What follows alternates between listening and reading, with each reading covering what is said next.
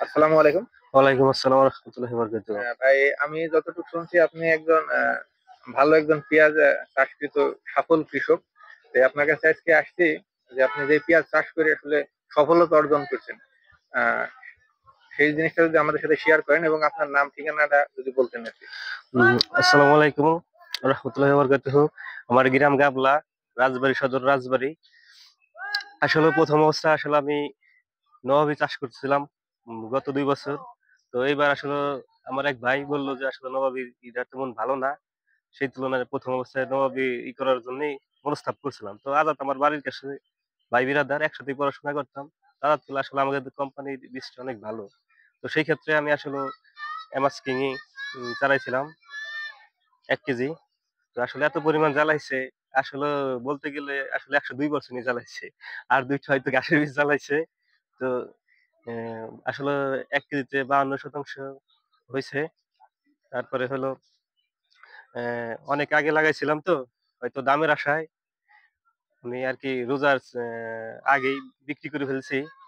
বিক্রি করার মানে আমি যদি আসলে আরেকটা বৃষ্টি পাইতাম, তাহলে আসলে ৬০-৭০ মনের মতো হইতো। আর এমন অবস্থায় আরকি পিসটা কাঁচা ছিল, ওজনে কম ৫০ মন বরাদ্দ আরকি হইছে। আসলে সময়ের কারণে আসলে পাকাইতে পারিনি পিসটা। আর দামের আশায় এই কারণে করতে পারিনি। ৬০-৭০ মন হয়তো যদি মনে করেন আপনি টাইম মাঝে মতো হ্যাঁ, মাঝে একটা বৃষ্টি পেলে ৬০-৭০ মন আরকি হইতো। আপনি কাঁচায় তুলছিলেন না পাকায় তুলছিলেন? কাঁচাই তুলছিলাম একেবারে। কাঁচায় তুলছিলেন। হ্যাঁ, ওই একেবারে সময় কাঁচাই। কেমন দামে বিক্রি করতেন?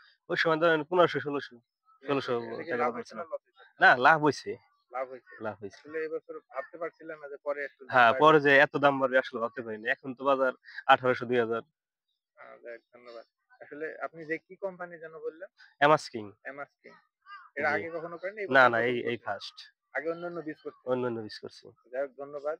তাহলে আপনি যদি আমি বলি যে যারা কৃষক আছে মনে করেন রাজবাড়ী জেলায় আরো যারা কৃষক আছে বা আপনার গ্রামে যারা কৃষক আছে আসলে তাদের আপনি কোনটা সাজেস্ট করবেন? আপনি তো আগে অনেকগুলাও করছেন।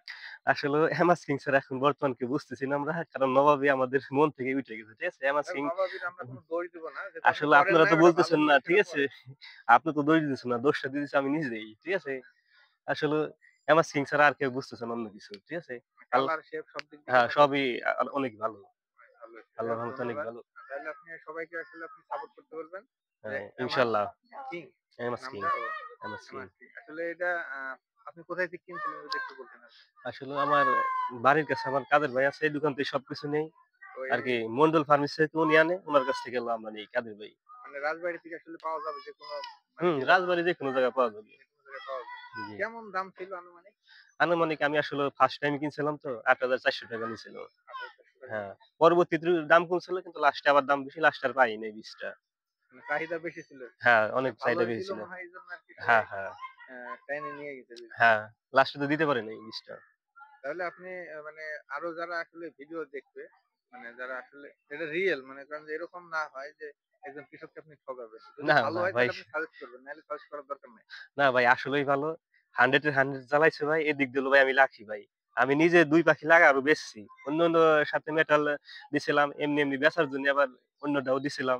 এগুলো হচ্ছে অনেক ভালো হইছে। আমি করলে কি আমি মাছ করতে পারি? হ্যাঁ, যাই হোক ধন্যবাদ। ইনশাআল্লাহ আপনি ১০০% আমাকে 100%। ট্রাস্ট করার জন্য। যাই হোক আজকে এই পর্যন্তই এবং যারা কৃষক ভাই আছেন তারা আপনার নিঃসন্দেহে আচ্ছা এটা চেনার উপায় কি? মানে আমি চিনব কিভাবে যে এরা কি ক্যান করে না প্যাকেট করছিল? এটা ক্যান করে। ক্যান করে। আর এমার সিং লিমিটেড দেখে কিনলেই তো হবে। এমার এমাস সিং এগ্রো লিমিটেড। এমার সিড লিমিটেড। জি, জি। আচ্ছা যাই হোক সবাই আমার সিড এন্ড এগ্রো লিমিটেড দেখে কিনবেন। এই বলে আজকে শেষ করতেছি। আসসালামু আলাইকুম।